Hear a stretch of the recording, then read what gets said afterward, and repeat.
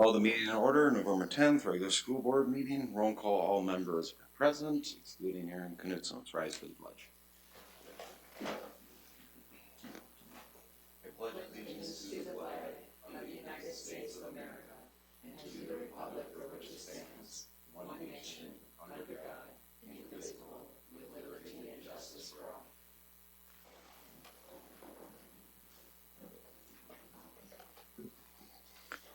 On to public comment. Is there anyone from the public that would like to come up and speak on an agenda item? All right, seeing none. On to the consent agenda. Is there any items the board member would wish to remove? If not, I would accept a motion to approve consent agenda. So moved. Motion by Mossman. Is there a second? Second. Second by Jankowski. All in favor, say aye. Aye. Agenda passed. Student highlight. Ms. Nor? Good evening, everyone. I want to start off by introducing my new junior partner, Bernard. Hi everyone, good evening. My name is Eleanor Bernard and I'm excited to be here tonight as the 2026-2027 student representative. I'm involved in a few activities at the high school, including the Student Council, Unified Club, Key Club, tennis, and golf. I'm looking forward to learning from Ava this year, and yeah, thank you. Thanks, Eleanor. It's been a bit of a slower time at HHS as we transition from fall into winter, but there's still plenty happening around the building. For example, our fall musical, Water for Elephants, recently wrapped up, and it was a great success. It was a showcase of student talent and teamwork from both crew and cast members. Winter sports are now getting underway. Most teams have finished their captain's practices and are now officially starting their seasons as of today. Girls hockey kicked things off already with a strong 4-0 win over Princeton. Last night, we held our National Honor Society induction ceremony. It was a wonderful evening celebrating students who truly embody leadership, scholarship, service, and character. And finally, tomorrow, Tuesday, November 11th at 8:30, at the high school, we will host our annual Veterans Day program. You're welcome to attend. Thank you, everyone. Thank you. All right, Tiger time. Mr. Cheetah. Good evening, everyone. Every year, each member of the state high school gets to name 2 juniors to what's called the XL Award, and Ava got it last year. So it's juniors who are both in activities, but also participate in at least one league-sponsored activity. They hold leadership positions in the school. Those are the keys, and then obviously we're going to look at their school performance also. So I'd like to bring up my young people here tonight because I want them to introduce themselves. So we are able to name both a male and a female. And so this year our male is Matthew Ortloff. Hi, so my name is Matthew Ortloff, and I'm a junior at HHS. I'm currently a 3-sport athlete playing football, basketball, and baseball. I was just admitted to National Honor Society last night, and I'm serving as one of the 4 captains for basketball this year. And after high school, I plan to attend college and major in something related to sports medicine, and I'm truly honored to be a recipient of this award. Thank you. And our female is Isabella Berthium. Hi, I'm Isabel Berthium. I play hockey, golf, and soccer.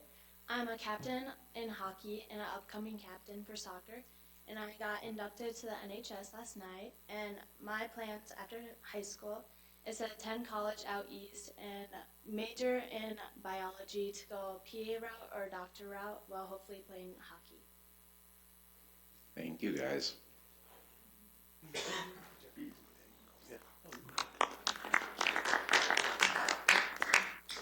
Both outstanding students and leaders in our school. So congratulations to them. Now, what the process is there, we'll fill out an application that we submit to the State High School League, and then they get put into that process. If they get chosen, for example, 2 years ago, Caitlin Ronnie was chosen to go to the state level.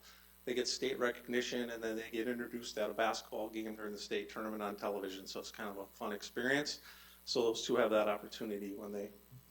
So I tell them they have to do a really good job on their applications because they're rock stars. There's a lot of rock stars. So good luck to them. The second award that we're allowed to to give out each year is the AAA award, and that's for seniors, which the AAA is arts, academics, and athletics. So the student has to be involved in all three phases to be able to be nominated for this award. Unfortunately, after looking through, we did not find a male student this year that fit all of those criteria, unfortunately. So we do not have a male representative this year. So we do have a female, and she's a great candidate. And so our female AAA award winner is Naomi Sickman.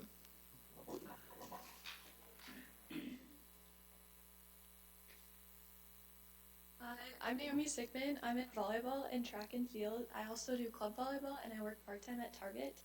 I'm also in band and choir ever since elementary school, and this past year I was a varsity captain for volleyball, and my freshman and sophomore year I was a leader at my church's vacation Bible school. I'm not too sure exactly where I want to go to college next year, but I know I want to go somewhere for like social work or somewhere in medicine. And yeah. Thank you. AAA is a little different at how it plays out. So each section, and there's 8 AA sections and 8 single A sections. She will be our school nominee to our section, which is 2 AA. She could win there, and if she wins there, then she can go to the state level, and she could win at the state level. My first year here, Nolan Prokash made it through to the state AAA banquet, which is a kind of a cool opportunity up at this fancy hotel in downtown Minneapolis, and they also get introduced at the state basketball tournament. So they only have an opportunity to have that recognition. So congratulations to her. The girls did compete in the section swim and dive meet this past Thursday and Saturday. And do you have that on there or not? I got it. Oh, okay. So we had Julia Rudabush qualified for state in the 200 freestyle. She finished in 5th place. Michaela Wakefield qualified for the 100-meter backstroke. She finished in 2nd place.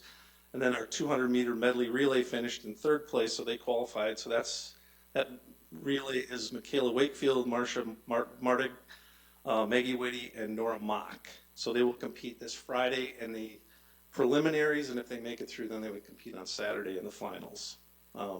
It's also our Special Olympics bowling team will be participating this Friday at the state bowling tournament in Brooklyn Center. So if you're around on Friday morning, we'll be doing a send-off for both Special Olympics and the swim and dive team at 7:30 in the morning before classes start. So you're more than welcome to attend, and then they'll get let out of town by the fire truck. So everybody likes that experience. So 7:30 on Friday. Then I just wanted to catch up on the State High School League. If you remember last year, we talked about the fact that the State High School League was going to change their governance from a 10 through 12 to a 9 through 12. That passed, and so that is now in play for this year. So their insurance, catastrophic insurance, concussion insurance, all works through grades 9 through 12. So every fall we have to go to an area meeting, and they kind of update us on certain things, and a lot of it was related to that. And so when we were there, the State High School League kind of gave us an update on certain things with the change into 9th grade. It's going to impact how we run some of our programs, because we have programs that actually we have 7th and 8th graders who compete. And well, what happens is now that 9th grade, so let's say we had a 7th grader on the 9th grade team. In the past, that wasn't a State High School League activity. It didn't matter. Now it does. So to create a way to make sure we don't have eligibility issues, we have, as a conference, decided that 4 of our sports, we're going to call them C teams instead of middle school teams. That way they can move fluidly between those levels without creating any issues of ineligibility. So those 4 sports, one doesn't apply to us because we don't have gymnastics. Well, the other ones are wrestling, cross country, and then track and field. So we'll see changes in those the rest of our middle school programs, for the most part, can stay the same because they just don't have that movement between the programs. So that's one of the biggest things that came out of that. So, and then I think this is helpful, but the State High School League every 2 years takes our enrollment and then they reassign where we are potentially, whether we could move up a class, drop down a class, or move to a different section. Well, every 2 years that happens, but the problem is with football, they were taking forever to tell us what our football schedule was. Like, we were going to be told in June what our football schedule was going to be for this year.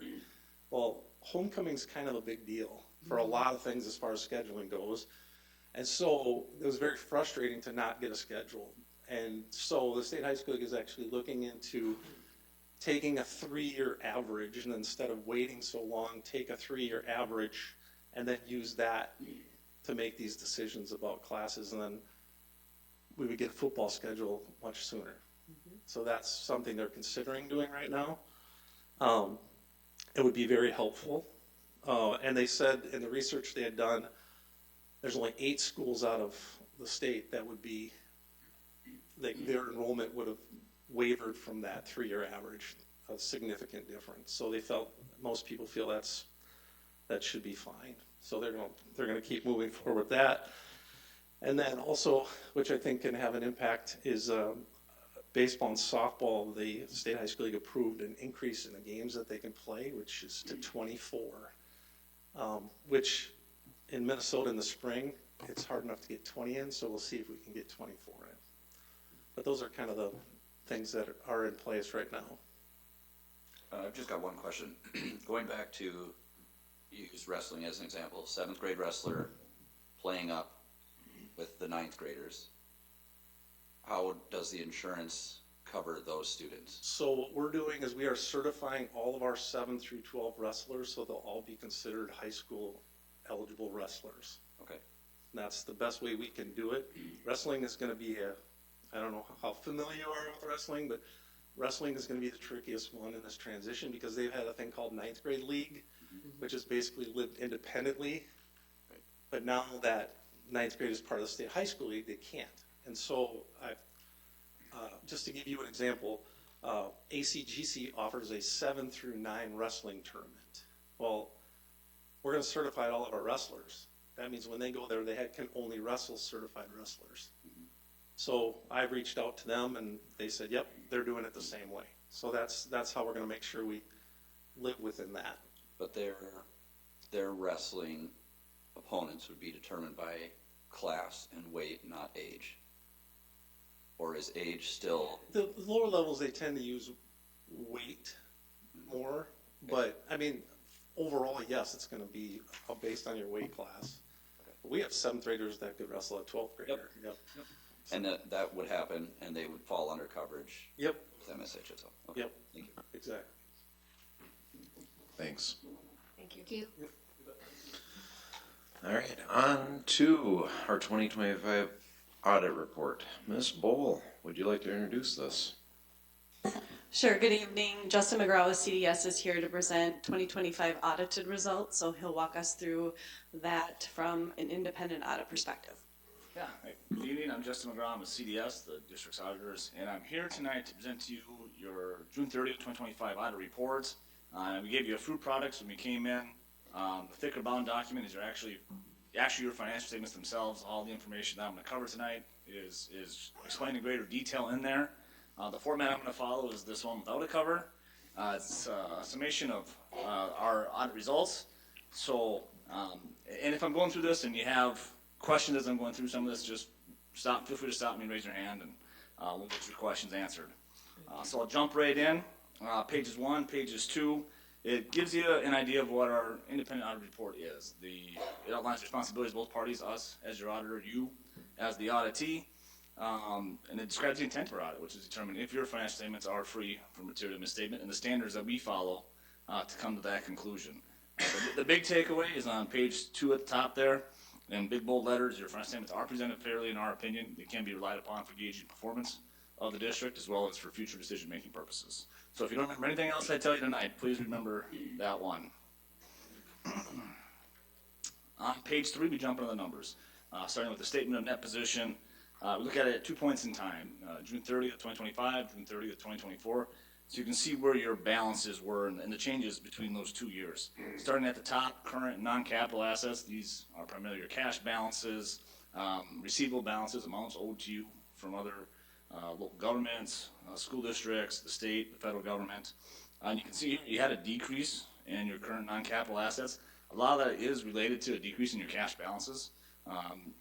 You had bond proceeds sitting in your debt service fund, or excuse me, your construction capital project fund, your construction fund, that got spent in 2025 as construction continued.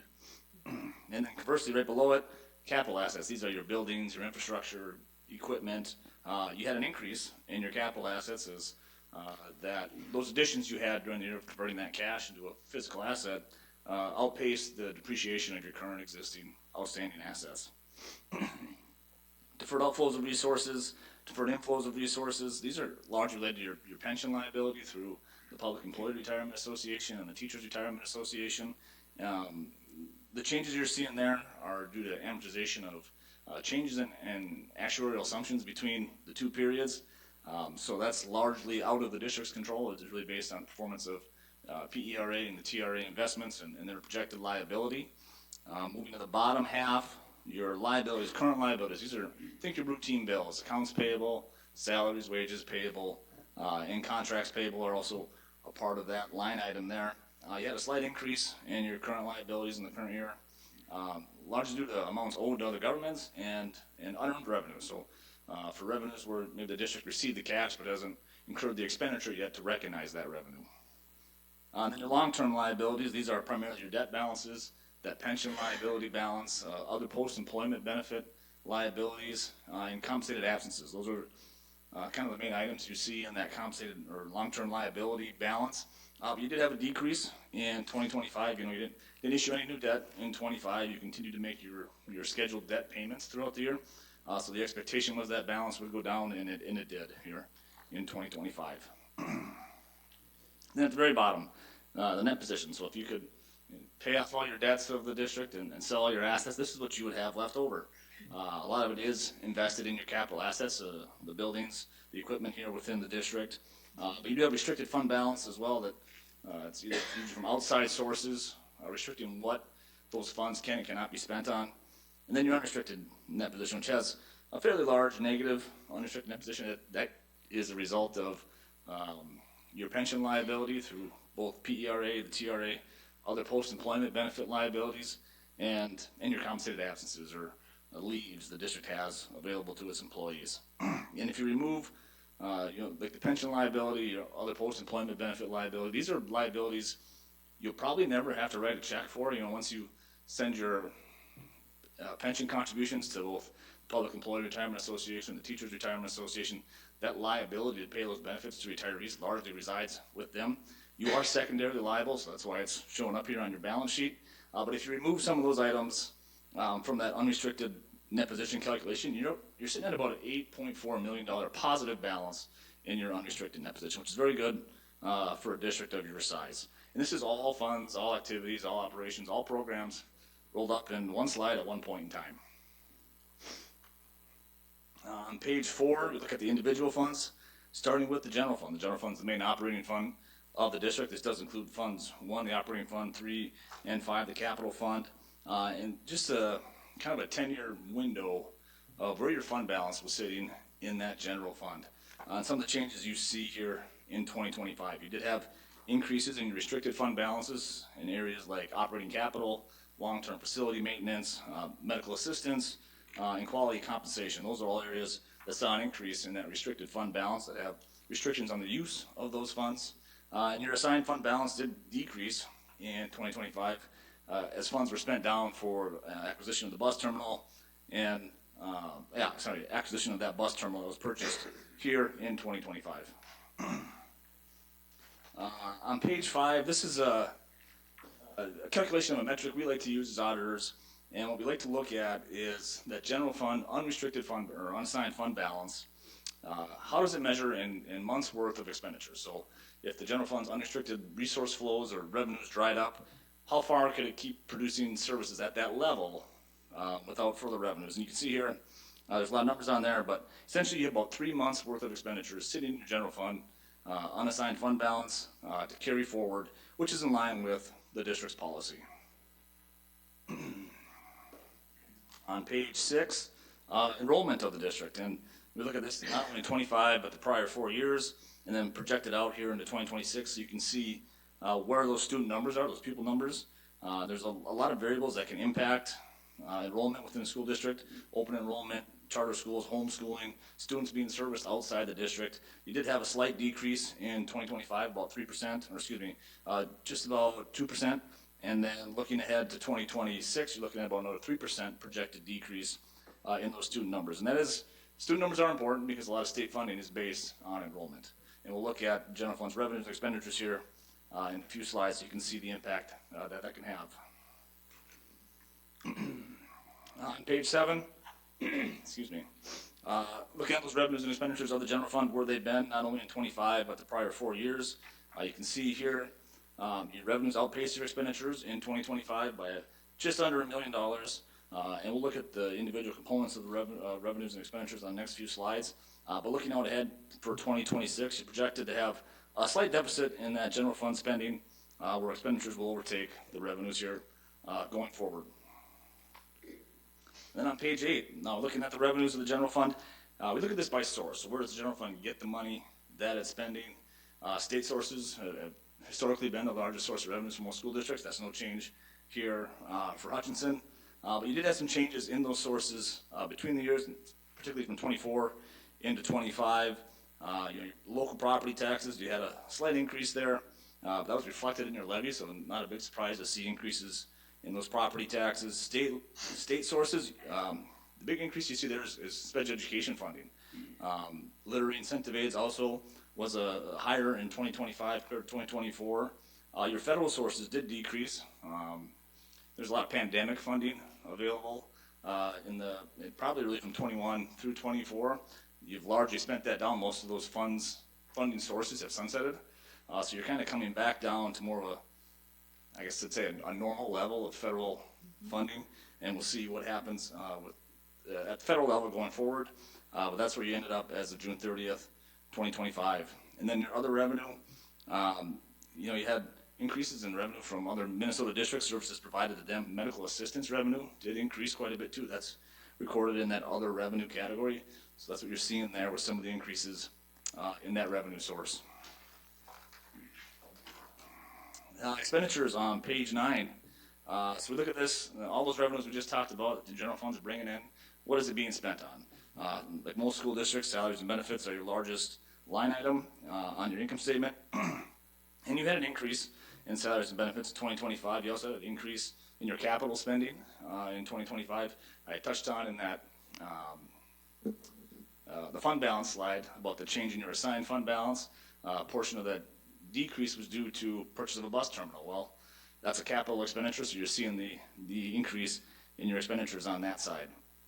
Yet a pretty healthy decrease in the other category. It's kind of a catch-all miscellaneous category. Your special funding situation or credit you get for contributions the state makes to both the Public Employees Retirement Association and the Teachers Retirement Association. You didn't have funding at that level in 2024, so you didn't have that large expense recorded in your books here at the end of the year. Then on page 10, moving away from the general fund, some of the other funds of the district, the building construction fund. It's a capital project fund. The purpose of a capital project fund is to capture all the revenues, other financing sources, and expenditures related to larger capital projects. So you have this building construction fund. You can see here where that fund balance has been over the years. Typically, the way they operate is when you have a debt issuance, that fund balance goes way up because you got this cash sitting there. And then as construction continues, it slowly dwindles down. And you saw that here in 2025 as the bond proceeds from 2024 were spent down to quite a large extent here at the end of 2025. Food service fund. The food service fund is a special revenue fund. It serves a specific purpose of accounting for all the activity related to that nonprofit food service fund. And you had a decrease in the fund balance in 2025. A lot of that is capital related. Kitchen equipment purchases that were made in 2025 are spending down that fund balance, and The food service fund is a unique fund in that it's supposed to run at somewhat of a break-even point. You do have limits on what that fund balance can be. It's 6 months of net cash reserves, 6 months worth of expenditures of net cash reserves, excuse me. So you're well below that margin. And I would say, most school districts with the expansion of the state funding for the food service programs, they're finding that the cost to provide a meal is less than what they're getting reimbursed for. So most fund balances are sitting in a pretty healthy spot, and they're able to weather any equipment needs, change in operations, increases in food prices, things like that. Can I ask a question about that in particular? Yeah. So the numbers you're giving us are post 2020, Yep. the pandemic.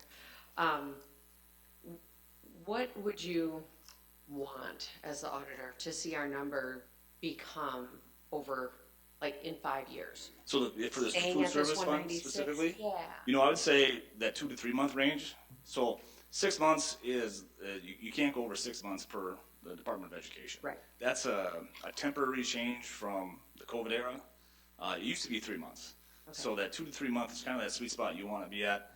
And you used to have a lot of power in controlling that fund balance by meal prices. So if your fund balance was getting too high, you could lower your increases on your meal prices as expenditures caught up. Now with the state funding a lot of your revenues for meals, it doesn't have the dramatic impact that it used to have. So that's just one thing. You're well below it. Your food service fund, I think you're even less than a month right now. So you're not in danger of going over that temporary 6 month requirement. For 3 months, you're not in danger of going over that right now. I would shoot for that 2 to 3 month, probably closer to 2, just to give yourself a little wiggle room in case those state revenues keep coming in at a higher level than it costs to serve a meal. Thank you. Yeah. And then the community service fund, another special revenue fund for all the community service activities that take place around the district. This one has been a pretty good story of that's steadily increasing that fund balance. And that's no change here in 2025. So some sustainable increases in that fund balance. As you had budgeted for larger capital expenditures in that fund. They didn't materialize here in 2025. So you're seeing an increase in that overall fund balance of that fund. This fund doesn't have any fund balance restrictions like the food service fund would have. And the last fund is the debt service fund. The debt service fund, its main purpose is to pay the debts of the school district. You did have an increase in that fund balance in 2025. That increase is largely reflective of the increase in your debt service payments. That you're taking out new debt in 2024. That adds debt to your balances to be paid going forward. And you have to levy more than your debt service payments, less any state aids you get to make that payment. So the expectation is that'll slowly increase until your debts start getting paid off more, and then you won't need to levy as much going forward. All right, then page 14. So in addition to auditing the balances of the school district, we audit compliance with a few different rule-making bodies, if you will. The first one being the state of Minnesota. So we look at the district's compliance with things like conflicts of interest, contracts and bidding, depository of public funds, and we're happy to report we came across no issues of non-compliance through our testing. So that usually tells us as auditors a couple different things. One, that your team here knows what those laws are, and two, they're making sure they're being followed. So, and it's not easy to do with the amount of capital activity and the contract and bidding requirements around that. So really hats off to your entire administrative team here for making sure those laws are known and they're being enforced. The second one is government auditing standards, and we look at internal control or how financial information flows through the school district from the time maybe a bill comes in the mail to the time a check goes out in the mail. We have two items on here that if you've heard me speak before, you've probably heard me talk about them. One of them is limited segregation of duties, and one of them is auditor prepared financial statements. So with the auditor prepared financial statements, so while the product you have in front of you is all derived from your financial information, we put it into that format with the required disclosures and the required reports. So we have to disclose that to you. The limited segregation of duties. This is one that's not uncommon for school districts of your size to have a deficiency like that, just with a limit on the number of people you can have in that financial recording process or that transaction. Sometimes that cost benefit of adding more staff isn't worth mitigating some of that risk that come with having a smaller office staff. So I like to use that as an opportunity to remind you at your level, I saw the claims were listed up on the board here earlier today. You're another set of eyes, another check and balance in that process. So if you see an unusual vendor or unusual amount that you don't recognize, you can help mitigate the risk that comes with limited segregation duties by asking those questions. And then on page 15, so we issued another document to you. It's the thinner bound document with the cover.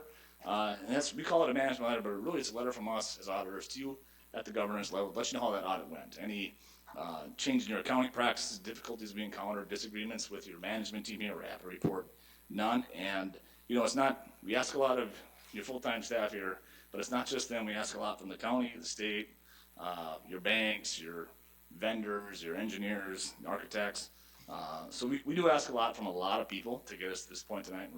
We're happy to report everybody was very helpful and cooperative throughout our audit. So we want to thank them for all their support in getting us to the point where we can be here tonight to deliver an audit report. And then the very last slide on 16 is my contact information. So if you're looking through some of this stuff in your free time and you think, I wish I would have asked Justin this or I should have asked him that, feel free to call or email or I work out of the Litchfield office, so if you're ever in Litchfield, feel free to stop by. So with that, thank you again for having us out to help out with the audit, and if there's any questions, I'll take them at this time. Don't run away yet. I'm not going anywhere.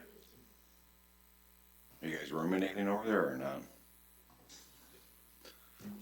Can you turn to this book, page 17, or do you have a copy? Nope, I got it. Page 17. Yes. Third paragraph. Can you say that more in plain English to me? About the state shifting and then talking about our district, how we are more, I'm going to use not the words you have in here, but more reliant on state funding than taxpayers. Yeah, Is that a better way of saying that? Local taxpayers, excuse me.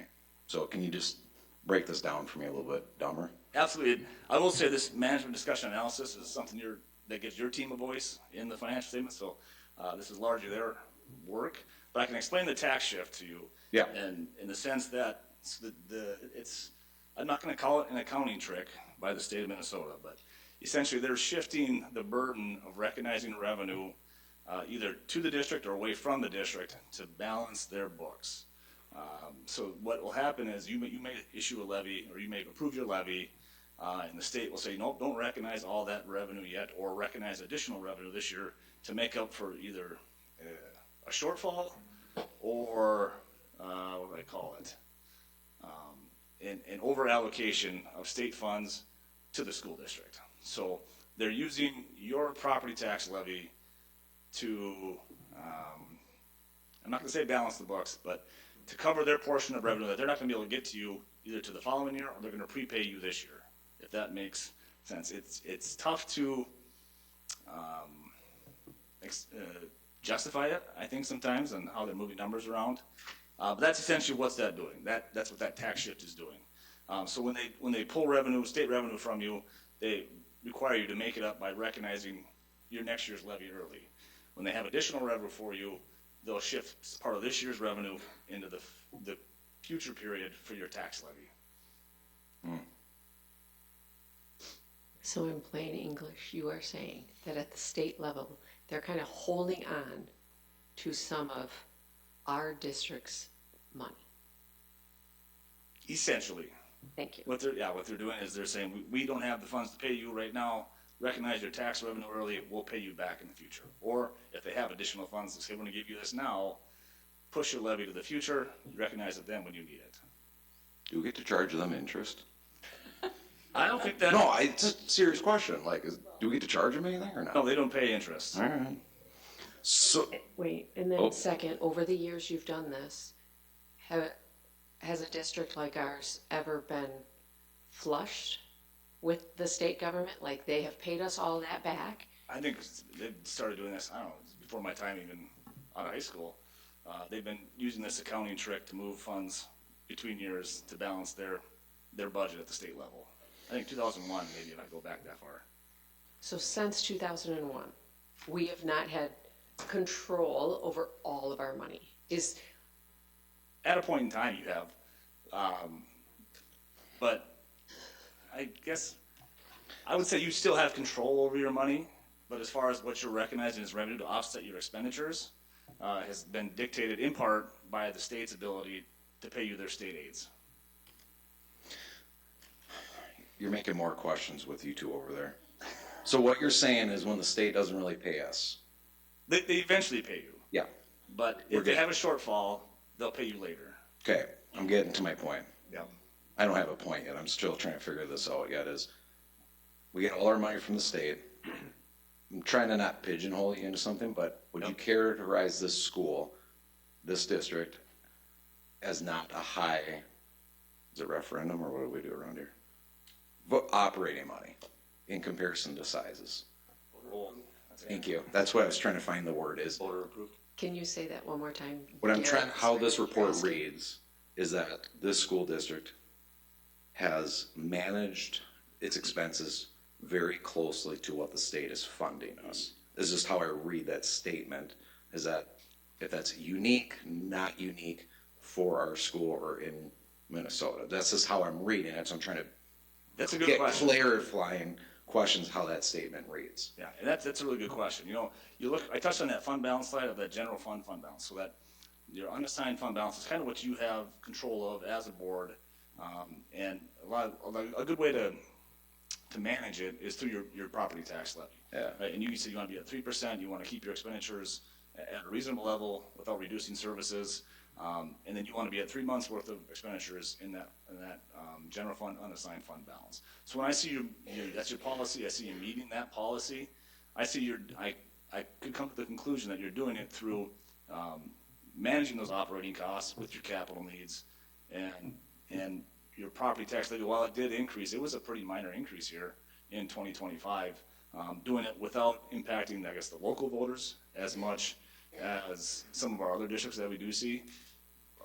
That might be a timing thing, just with most of our audit clients are seeing a need to go out for an operating referendum. I think there was almost 100 districts that just did it last week. So it may be that those expenditures aren't coming at that level yet, especially with settled contracts, any increase in capital needs. That I don't have a crystal ball to tell you. But I would say, looking at where your fund balance is sitting, that relatively minor increase in your property tax levy, and as far as the quality of services that the district's providing, I haven't heard of any issues. So it seems like you're meeting that goal that you set out to meet by establishing those policies within the district. Got it. So you're saying it's somewhat important to keep close to our fund balance, what we've been practicing, based on how our revenue streams are working. I would say And so. based on state politics. Yeah, Not trying to, I know you're not running for office, so No, it's I'm just, not. I'm trying to not be Okay. funny, but I'm trying to get a lot of pretty clear picture here. and the thing that concerns me, obviously, the state had a very large surplus at one point in time. Now they're looking at a very large deficit. Historically, they've balanced their budgets on the backs of counties, cities, and schools. Yeah. So while your state aid has been up, is it always going to stay that way? I don't know. Same thing with the federal aid. The government has been shut down. What it's going to take to get it back to open, I don't know that as well. Right. So really, those sources are open to being changed relatively quickly and unexpectedly. So those are the ones I would worry about. Going back to your property tax levy and that fund balance, being able to meet that 3-month goal gives you a reserve in case there are any large unexpected costs of the district or changes in those funding sources or delays in remittances in those funding sources. I'd caution against getting too big on that general fund balance. Typically, 3 to 6 months is probably a good target for a school district because you get your state aids, your federal aids. They typically come in monthly, like you get a draw every month. For our cities and towns, we look at 6 months because property taxes come in every about 6 months apart. You get too much bigger than that, people are going to start to ask me, why are you taxing the money that you don't seem to need, you're not using? So I would say I wouldn't get too much bigger than 6 months, 3 months. Anything more than 3 months, you could find yourself with a deficit fund balance if there were a large expense that does come up. So I don't know if I'm answering your question or if I'm just rambling now. But No, you are, and you hit on a different point on the fund. I'm getting to you. I got you. Hang on. There was something in there, we're talking about how we had to draw down the funds. When you see school districts that cut it a little bit closer in the fund balance, I just need to add more, don't name schools, but how many schools are starting to borrow when they run too tight of a fund balance? And how, that's a good question because too.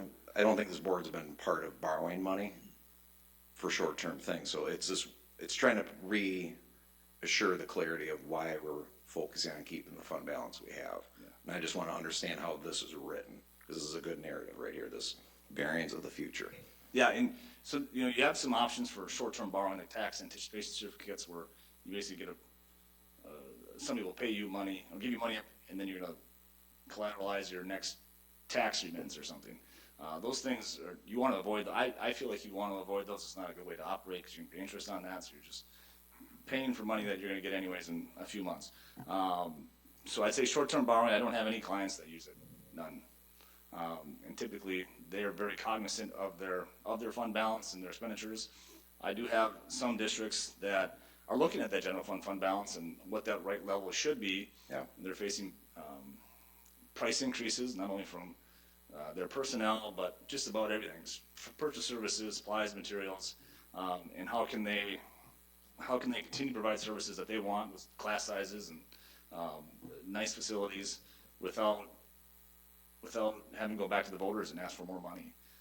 And most of them are going out for an operating referendum because things are getting so expensive.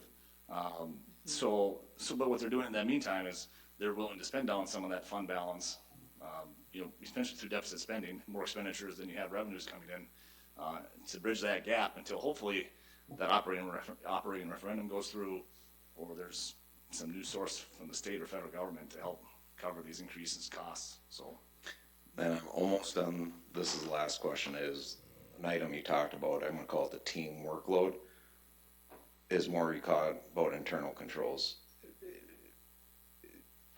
Is there really districts that can have an appropriate sized, let's call it the office staff? Like, that just seems, yeah, there are how some- you're saying it, but it just doesn't seem like the flavor of this town. Yeah. So I'm getting that you're somewhat pretty impressed of how Hutch has handled themselves over the year with the size of the team.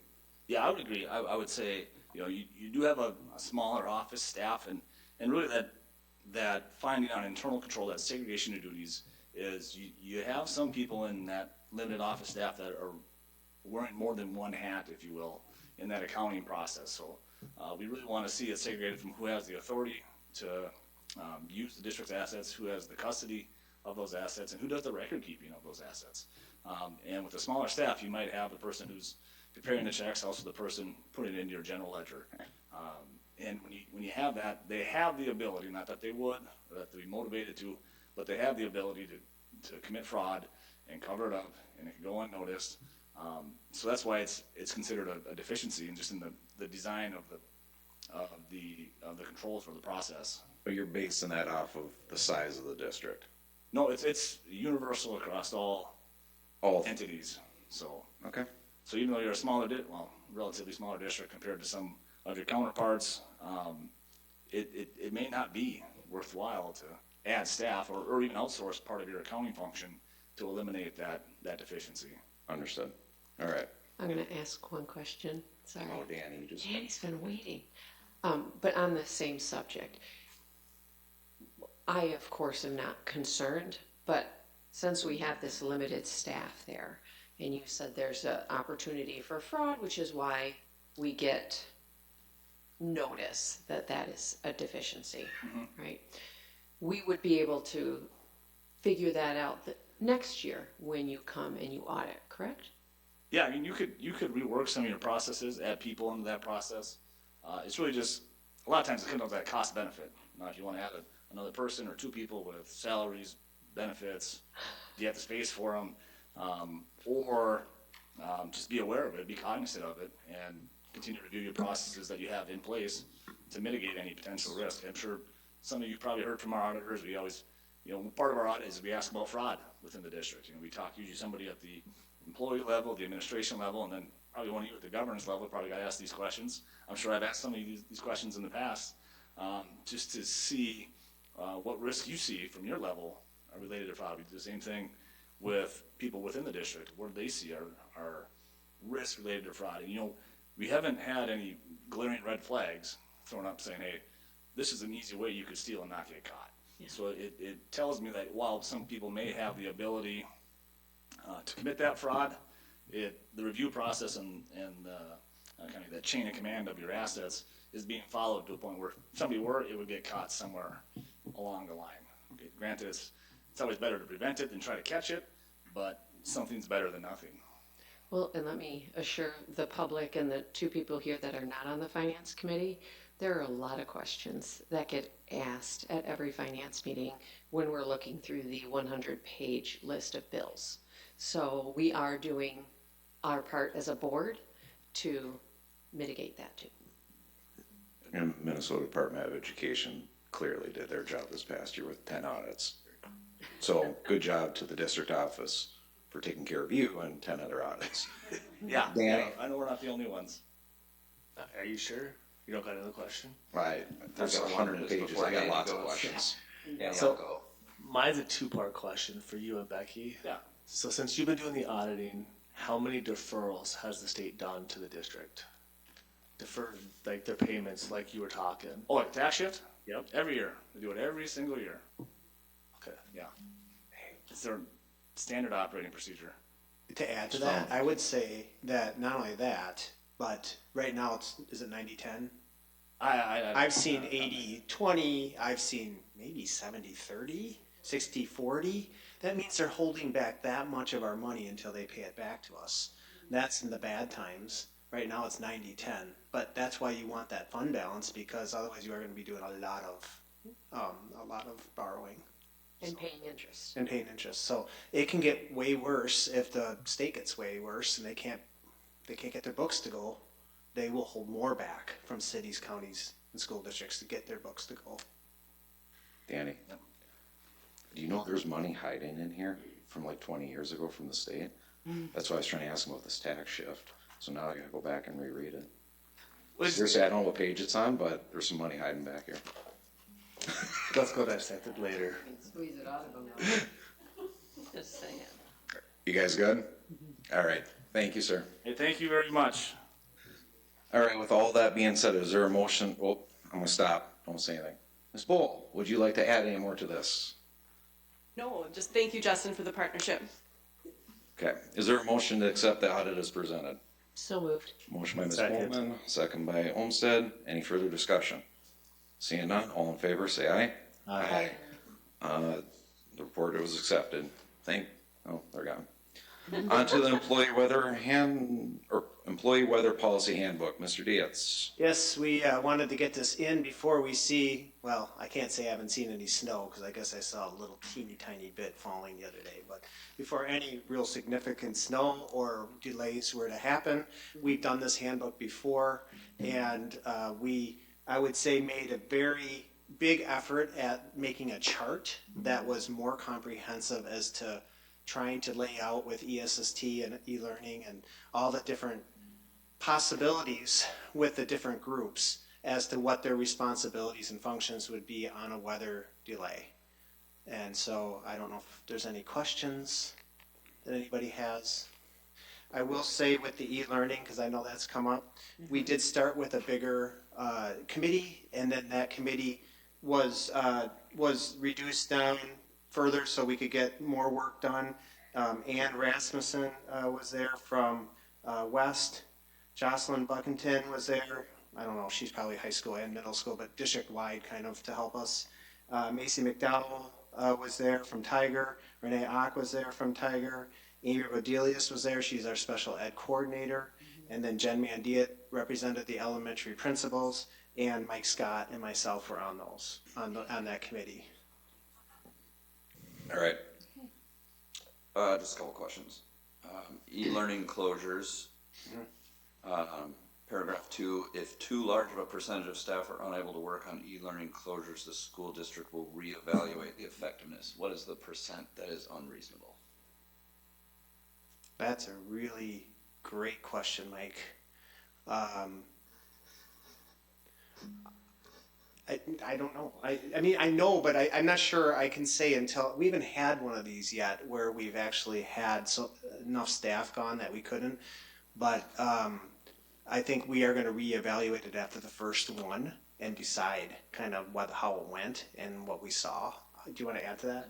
I just think that I don't know if it's going to be certain. We will know when we do it if we evaluate that 5% or 7% or 10%. If we can't meet the goals of being able to educate the students this way, then we're going to know it really soon that there's a number of staff that are not able to work on that day or putting in leave time, and we're going to know pretty quickly that day that this whether it's been workable or not, workable, practical, desirable to keep doing it. So I think it's going to be evaluated as we do that. I don't know. 50% obviously would be too much. Is 10% too much too? Some days we have that right now functioning within our school building. For example, we may have 40 staff gone at various times of the day and are still able to function, but I don't know if that's the case with e-learning because it's just so much more complex. Further in that paragraph, it says how equitable these days are for students. So when we're taking a percent of staff, are we separating out what staff are not present? For example, if it's going to be equitable, if we have 25% of paraprofessionals who serve as one-on-one or two-on-one students, is that going to be taken into account? The whole thing's going to be taken into account, all staff. But are we going to look at all staff as a percent of total staff, or are we going to look at all staff as a percent of their position and their student-to-staff ratio? Well, I think we need to look at total staff, but then we do need to look at those individual categories. Is that what you're asking? 100%. Because if we have students left behind because of high attendance that are individually being left behind, that could be in the special ed world. They also then didn't get what they needed individually. So I see it as both. Again, we didn't really have one of these, so we're kind of still waiting. I'm hoping not to have any actually, but we're still waiting to see how that's going to pan out. But we had a lot of discussions. I just don't know that we've had one to do a good analysis of it. Would you agree, Mike? Yeah. I think we're going to have to see the first one that we have if we do. Even if it's, let's say it's 10 certain staff members aren't there, that might be too much. We're not going to know until we get together as an admin team and say, how did this go? How many did you have absent at this elementary building? How many did you have absent at the high school? And was it workable or not? And those different variables based on the age of the students. But I think as we assess the first day, we're going to know pretty quickly how workable, practical, desirable it's going to be. One thing we have, if special ed kids aren't getting what other kids are getting, then you have what's called compensatory services that has to be rendered. And we really don't want to get into that whole situation where we're trying to make up time that we don't have time to make up, but have to somehow figure it out. So that's all going to be taken into account. And I think the staff, well, if they don't know, they will, because I did say it last year, is we're not afraid to look at those numbers and do something if we need to not get ourselves into a situation. So. Okay. Only two more questions. What percent of special ed paraprofessionals are bringing home a device every day of the school year so that they are e-learning ready at home? I'm not sure there's very many I do not have that number, but I did ask Nick Schmidt, what happens? Do we have enough devices for our paras to bring home so they can do the e-learning from home? And he said yes. So, it would be a situation similar to the students who would find out that day, and they would then go and get their own device to bring home as well, just like the students would be given a device to bring home. So they would find out the day before that there's going to be an e-learning day the following day? Yes. Possibility. How often does that happen? How often do we call school the day before? That's the other thing that's in here, is if we don't get those devices home, it's going to revert to packets for the K3. If those devices don't make it home and we call a day, it would revert to packets. So can I just skip over the perfect world and go straight to the fact that K through 3 is going to be packets on all e-learning days? Well, there are times when I have made those decisions soon enough that it's clear. There's a good possibility, though, that I cannot make the decision by 2 o'clock. For teachers, but not for Well, lead paraprofessionals. They won't be able to service the students. So we talked about the fact that if we thought there was a possibility that there was going to be a day, we would send them. And we would just have to let the teachers know by one, I think it's 2 o'clock actually, for elementary, and we would send them in preparation for thinking the weather forecast looks like there could be a day. And so would the paras then go get a device and bring it home, because there's enough for them as well. But it's not going to be perfect, because if we don't have that inkling by 2 o'clock and something changes by 6 o'clock, we won't have devices sent home. Do we have packets that specifically meet the needs of special ed students in the situation that an e-learning day is called too late for devices, and who will assist those students at home With the packets? in lieu of a paraprofessional? The special ed teachers are also going to be working on sending home the packets. We're just trying not to double up too much of everything for one student. So we're trying to be careful not to. We had a lot of discussions about that. But just like all the other students, the teachers still have to be available. The question is how, right? If they don't have a device, or if the kids don't have a device, then they are more so being taught at home with whomever's there with them. But those teachers are supposed to be available by one means or another, but it's just a matter of whether anybody's going to reach out to that level and do that. I don't know if you have anything to add to that. Have we done anything? I said 2 more questions, I lied. Have we done anything to adjust scheduling so that parents with multiple students aren't juggling different transitions, different meals, different breaks, different recess all day long? Well, in there's a schedule, and Park is not with us on that schedule. Is not with Tiger and West on that schedule. They're on their. They did not do this particular thing with West and Tiger. They are on their own kind of thing, and so I would say West and Tiger is similar. Park is something different, and middle school is not connected, as far as I know, to what the high school is doing. So I think there is some separation there, but it's still going to be some overlap. If I have to try to answer your question, it's not going to be perfect. The last question I have is that we have a percentage, well, we don't have a percentage, we have the word percentage listed in the policy for staff. What % of students don't have to attend for us to decide that this isn't effective? I guess we didn't really have a discussion about like what percentage of students would elect not to do e-learning. They would then revert to the packet, and that would be their e-learning, and they would then have to turn that in when they got back to school within a couple days. That's what we discussed. In the past, on e-learning days, we saw significant increases in students being called out. Is that right? Yes. Okay, so that's the percentage I'm asking. What percentage aren't going to do the packet or e-learning before we say it's not effective? I don't know if we had that exact discussion just like that, but they have to wait for, I suppose then that'll be one of those things, just like if teachers are and staff are participating, if it looks like there's kids not turning things in and not going online, then it's ineffective and it's not working. I don't think I have a percentage for you, the way you're asking, but. I do have a question. Doesn't the state have some sort of percentage of students that have to show up? Say you have an outbreak of flu or something, and you have 20% kids not show up, and Well, they don't really have a number. They don't have a number anymore. They used to, but it's mostly due to sickness and health, not due to like weather type of thing. Oh. Okay.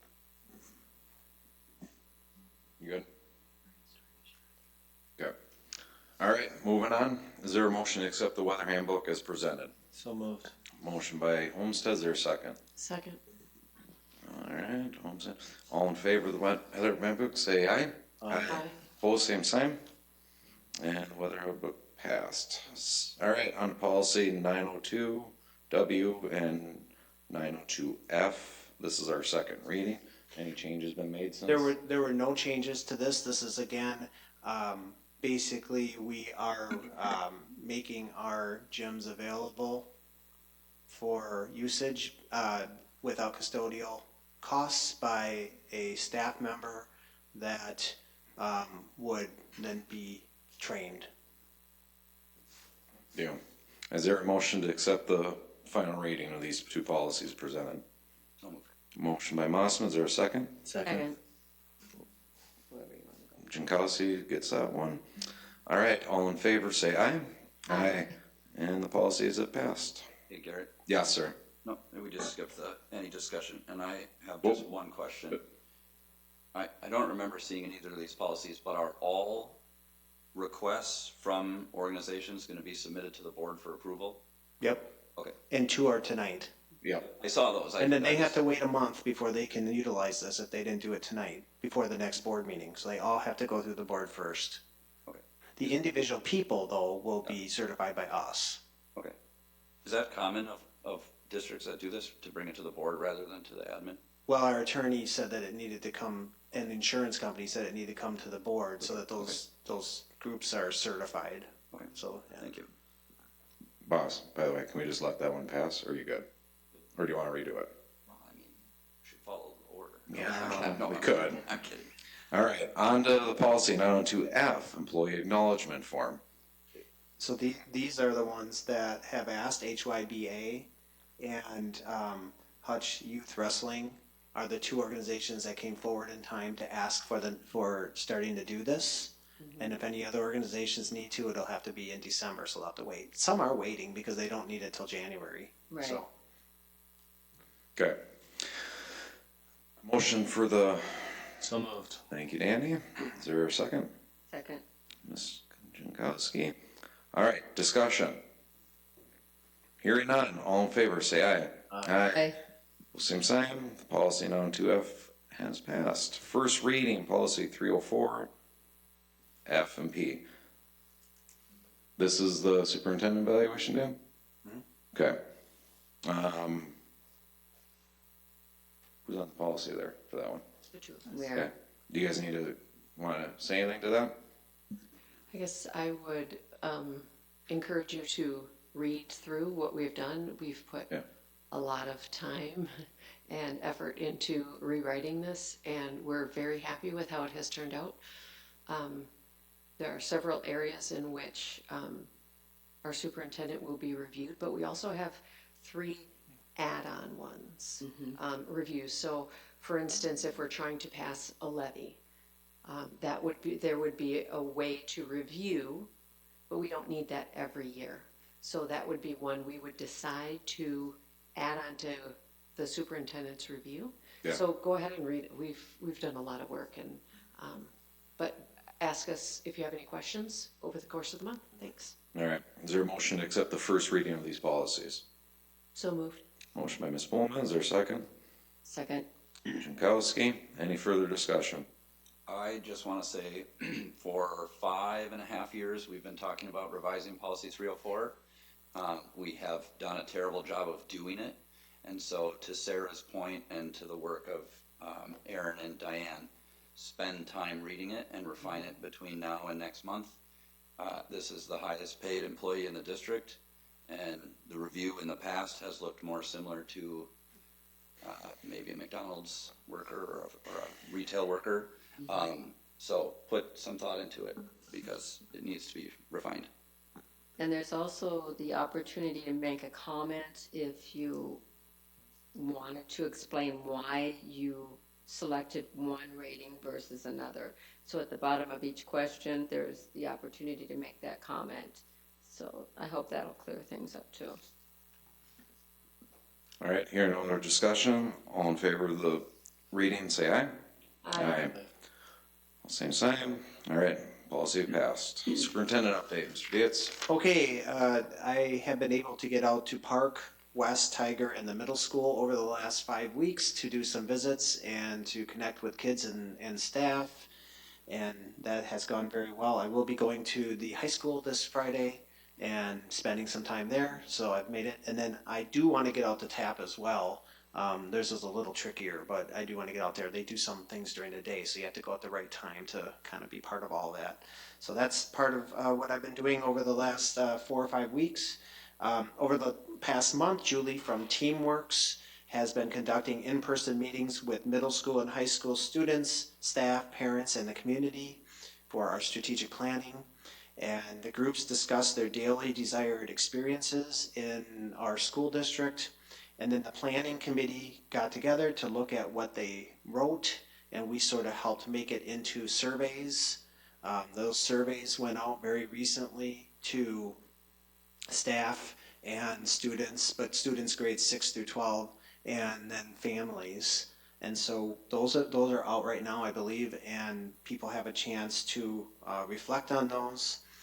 And there will be a meeting then again with the planning committee coming up, and also even before the next school board meeting on 11/19, the planning committee will get together and look at those survey results, and then they can start to kind of get those into a formation of what we're looking at moving forward. So that's kind of an update on the strategic planning.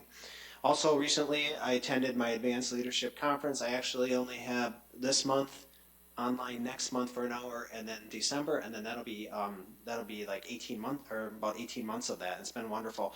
This last couple weeks ago we talked about how to avoid staff burnout. And we all know that there's a lot going on in people's lives, including our students, parents, community, everybody, right, has a lot going on, but specifically how to avoid staff burnout. I won't get into everything, it was way longer, but some of the ways that they talked about were having control. Control means you can change and improve a situation's outcome, give employees autonomy and choices, even if they're small ones, to create sense of control and reduce the feelings of helplessness. Predictability helps us to know when things will happen, how long they will last. Progress, celebrating small wins and recognizing achievements. Stress reducing outlets, things that people choose to do to reduce their stress, whether it be exercise or anything, reading. And then social support, making sure as a leader, scheduling regular check-ins and ensuring that no one is being left behind. Those were just some of the things we talked about. And with that, talking about what we talked about tonight, I would say, like celebrating small wins and recognizing achievements. We talked about how well the audit's gone, and this is my 4th audit, and I've never seen anything that's really had any kind of red flag in our audits. This is being run very well in our district office, and I do think that we have a smaller staff compared to some district offices of districts our size, and so I want to applaud them for that. Also, the district office has been working very hard on Minnesota paid leave. As you know, probably that starts on January 1st. There's a lot of things that go into this Minnesota paid leave, and so they've been doing a great job, and we are set up to be ready for January 1st. There's some things between now and then that still are going to happen, but we have the outline ready to go as far as to what needs to happen, and that will happen. I'm confident of that. I also want to thank our staff in the district for stepping up every single day to sub within our buildings. If we didn't have our teachers and people subbing within our buildings, we would never be able to cover all the openings that come up because there's not enough subs in the first place. So they step up and they help us with that. And also, I want to congratulate the students, directors, crew, and pit orchestra again for the Water for Elephants play. I did go to it, and it was excellent. It was 3 hours long, but it didn't really feel like 3 hours. And so with the one that I went to, I really applaud the actors because they had to stop. Did anybody go to Saturday night? They had to stop because the lights weren't working right, and they had to go back and start over. And that had to be a little bit nerving, but that was pretty awesome to see him come back on and just act like that never really happened. So that was great. And then I just want to wish our students good luck as they begin winter activities and say happy Thanksgiving to everybody, because before we meet again, we'll have Thanksgiving. Thank you. Thanks, Dan. Scott? All right, some district highlights that were sent in by administrators and staff. So thank you to all the staff in the special education department and also Tiger Principal Jen Mandiet who volunteered their time to make the Fall Festival on October 30th a success. So thank you to all of those involved. Current openings, just listing those up there for you, the public, if they're able to see that. I know it's small, it's on our district website. Lots of openings all the way through from starting right now till things that might be some spring activities. So again, just check out our district website to continue to see if there's any interest in any of these positions. And again, I think I've said it before that we could be as creative as possible to make a position work because some time is better than no time. If there's certain days that people can work, we've been a little flexible with that because of such a shortage of people applying. So the bus company also is hiring bus drivers, so we usually don't advertise for other companies, but they are definitely directly tied to us and our bus drivers. We have a contract with them, so they're hiring bus drivers. So if anybody's interested in that, to certainly give Superior a call as well. On Friday, October 24th, the middle school had a Pumpkin Palooza activity. They had open gym, dancing, photo booth. There were 177 students who attended, so that looks like a really great turnout. They wanted to just thank all the member volunteers here, Jeff Schmidt, Lauren Reeves, Jocelyn Bucketon, Kelly Hagstrom, Rebecca Lloyd McDonald, Mike McDowell, Allison Fairborn, Erica Tillman, Jessica Campos, Tony Klein, and Christina Dockstetter for volunteering their time to make that a success. And you'll notice on these slides there's a lot of narrative because I have a few that were pictures, but because Tina is always the one that beautifies all of these, I put all the slides. I think all the slides are all accurate, but the reason why there's not all the pictures is because I do better with typing the words. So, but hopefully the thank you is just the same. So, middle school REACH students were helping at West Elementary to put wood chips around the playground on October 31st, and wanted to appreciate their hard work and service to the students at West for them to help over there with their time. I know Mr. Cheetah talked about this already, so we can congratulate the Tiger Sharks for qualifying for state, but I know he mentioned that earlier tonight, so good luck to them. And these two students, Shelby Swanson, class of 2024, and Rachel Visser, class of 23, received their American FFA degree here at the National Convention. So I know that they were two students who have already graduated, but FFA is an organization that you still can continue to partake, and they received the highest degree, so congratulations to them. Dan mentioned this as well. Congratulations to the cast, crew, musicians, and directors of the Water for Elephants on their outstanding performance. And there are a few pictures here that I was able to do.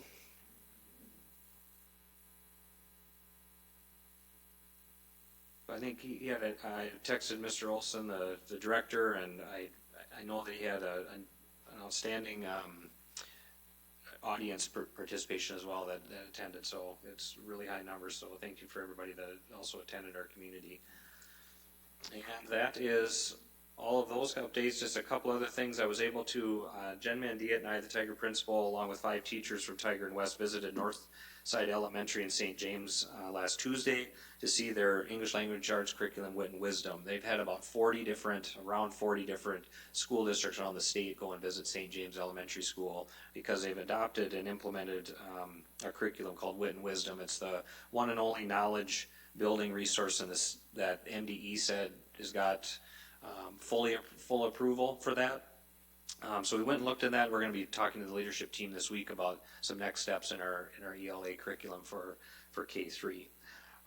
Preliminary planning for January 19th PD Day has been set. I sent that out last Friday, just a survey of interest for staff about what they might want to see as professional development, and if any staff are interested in hosting anything for that morning.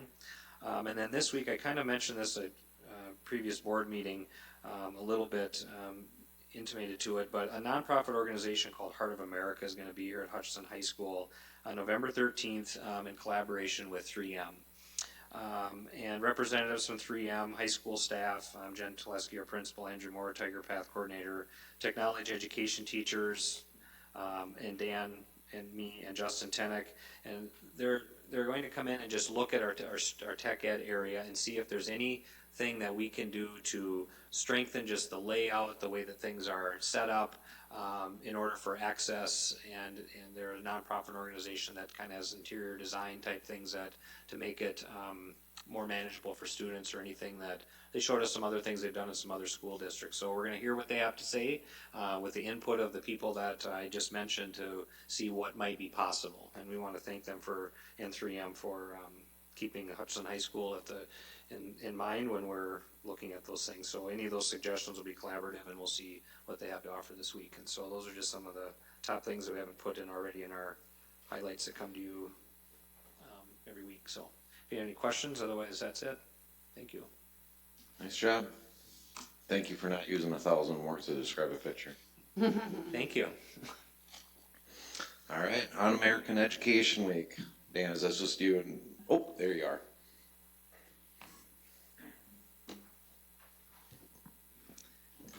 Good evening, everybody. American Education Week is next week, and this year's theme takes us back to the 90s, like totally. We appreciate you. So throughout the week, I will be honoring all employees of ISD 423 with a fun 90s twist and a variety of snacks each day. Thanks to contributions from the district office, EH, and HESP, these treats are made possible. So next week will be a wonderful opportunity to celebrate and acknowledge our dedicated staff. Yes, thank you. And I think that I was so happy when she said she was going to do that. I was trying to figure out how to say totally in the right way. And I was going to ask Garrett to do it, but I knew he wouldn't want to either. So no, I don't think it would. Thank you for saving us. No, I think that even from all of us, even on the board, it is appreciation to all staff members of all Grove City. And we just talked about it a little bit ago. There's a lot of people involved in these students' lives. So huge appreciation. All right, we are moving on to the school building refunding bond. I don't know why we use refunding, but we'll move on. Hi, my lady. Hello. You have the microphone.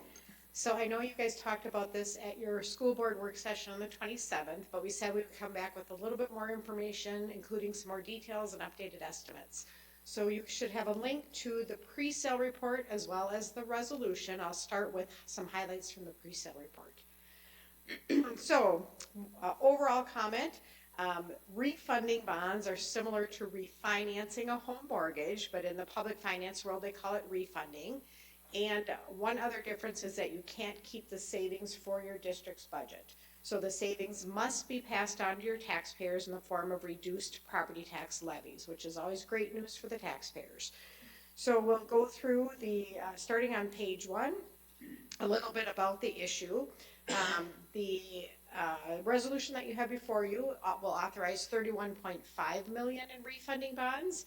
We, as of right now, not all of the maturities qualify for savings. So we've been talking about a partial refunding, and that's what we are still looking at this point in time, although we had a couple of issues about a month or so ago when rates came down a little bit and we were able to refund all the maturities. So we will absolutely continue to monitor that, and that's why we want you to authorize the full amount just in case some more of the maturities will result in some savings.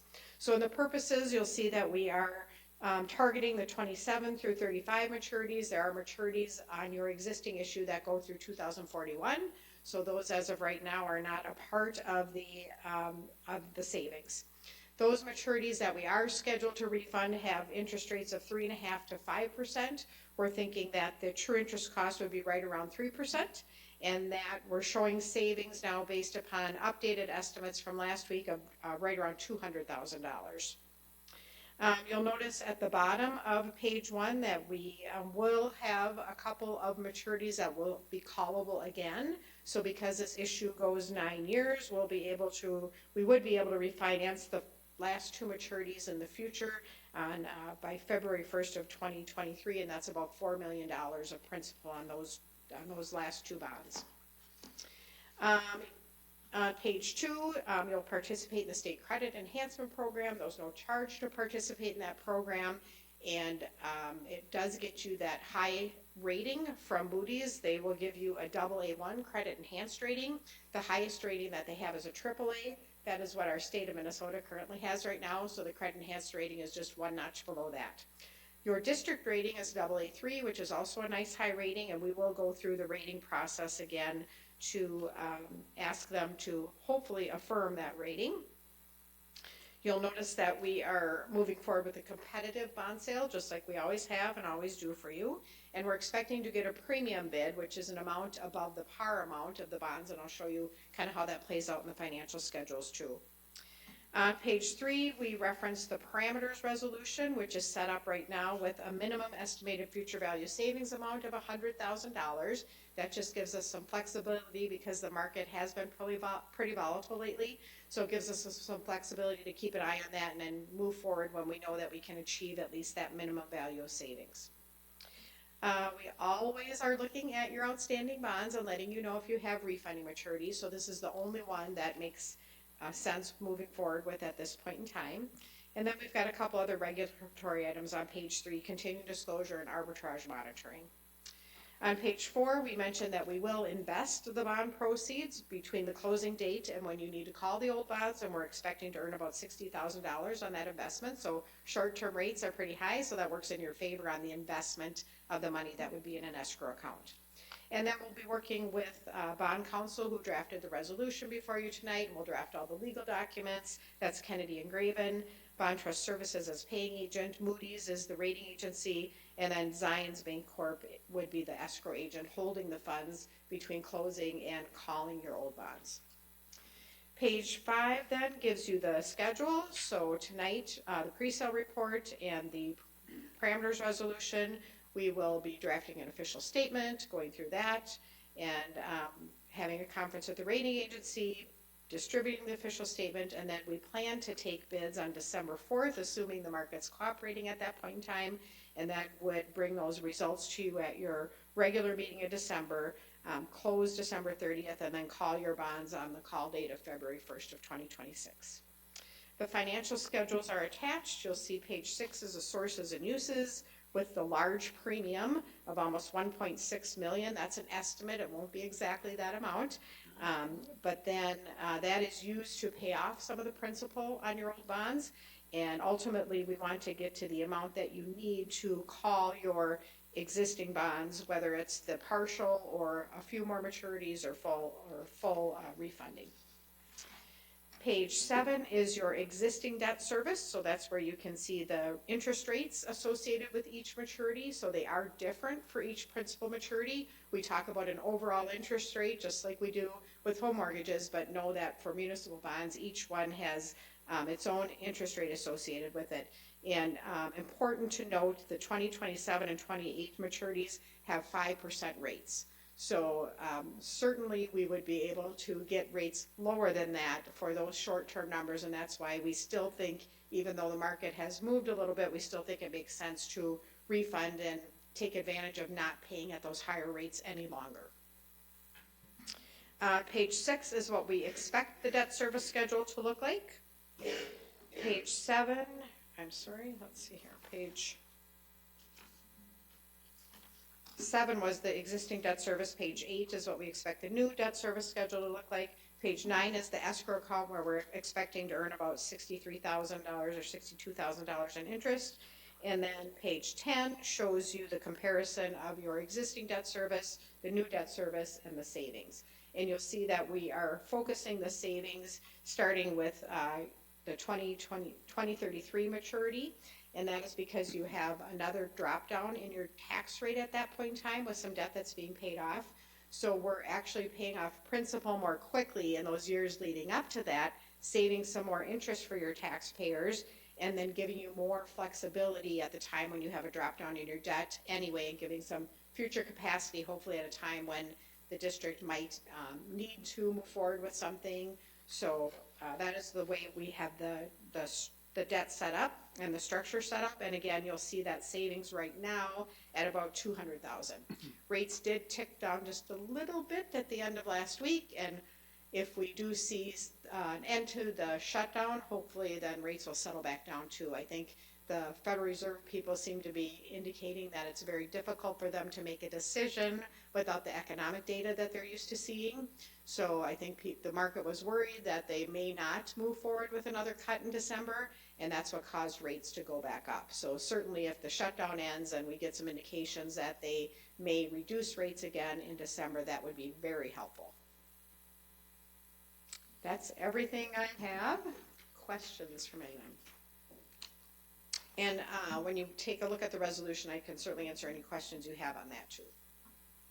Okay, we'll take a pause. Is there anything you guys want this brought back up on the screen? The header from it, or from the, you guys are good? All right, there's no questions. All right, this will be a roll call, so is there a motion to accept the resolution as presented? Motion.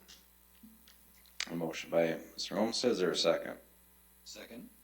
Second by Mossman. Any discussion?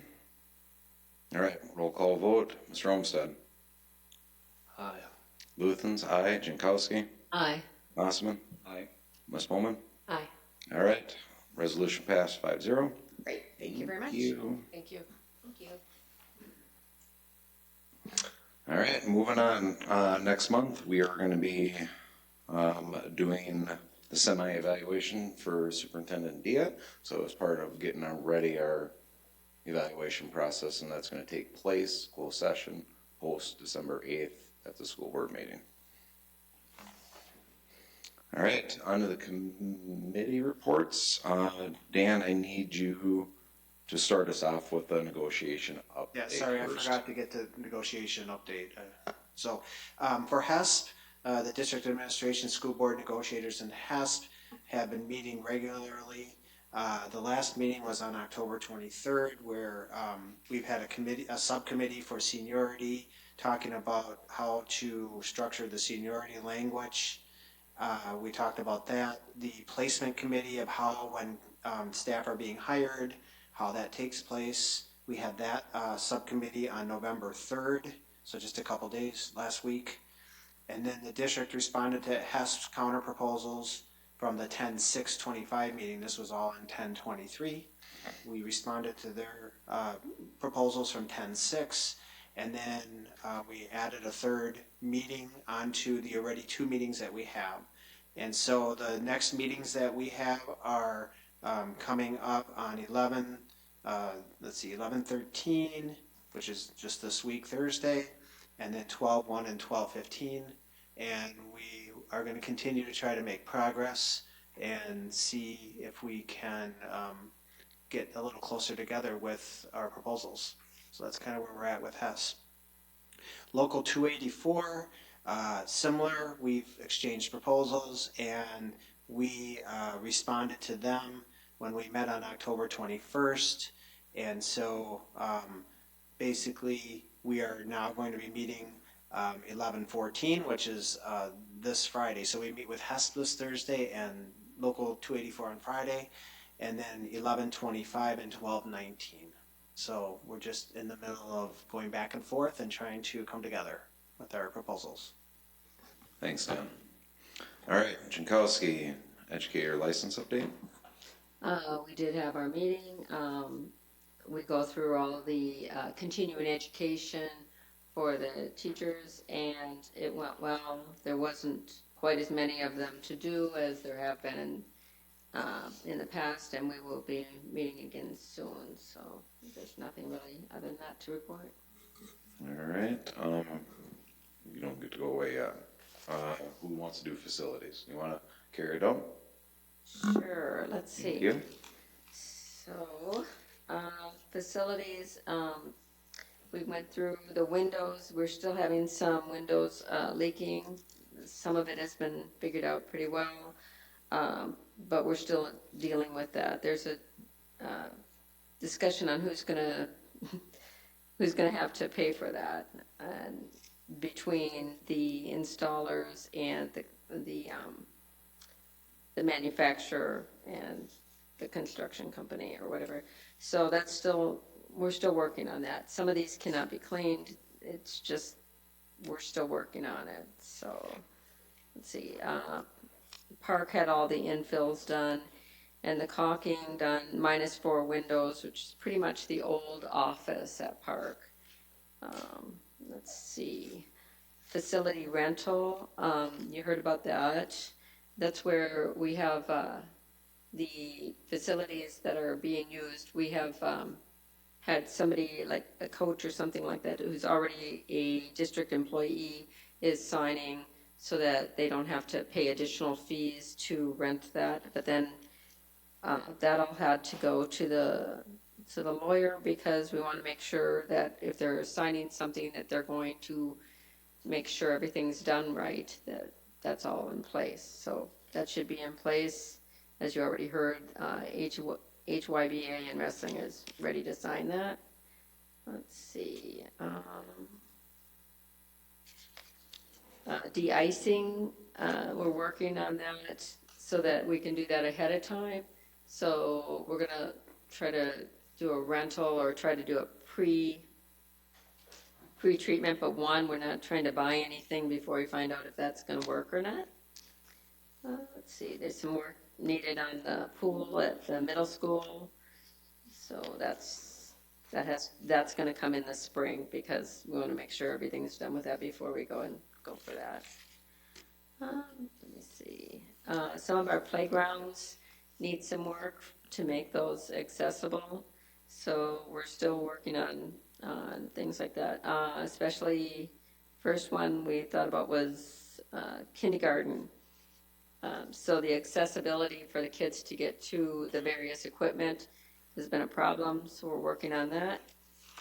Also, the first grade playground and the second and third grade playgrounds. If they're gonna do like a poured in place kind of thing, it's a surface that they can use for the wheelchairs. That's very, very expensive. So we're trying to find something that's a good product that will be reasonably priced. And I believe that's about it. So thank you. Thank you. Off to finance, Ms. Bowman. We discussed the revenues and expenses over the past month. Currently, we're at 17% in our revenues and 22% in our expenses for the year. And it's another point to highlight. This is why we have a fund balance of 28% to cover us in these times when we have more expenses than we have in revenue. And then, of course, we went through questions regarding revenues, expenses, and all of the bills. Thank you. Does anyone have anything from Park and Rec for Aaron to speak to, or I'm just only looking at you, Miss Sarah, just because usually one of you two know something over there. Because you guys always take the committee. Yeah, the only None of us can get on it. It's like the only thing I can think of right now is that the new books have gone out, and they are looking at replacing Park Elementary's playground because it is the year in which it needs to be replaced. Wow, that was smooth. There you go. All right, technology, Mossman or Homestead? So the OpTech training publication for October was 40.3% of people did it.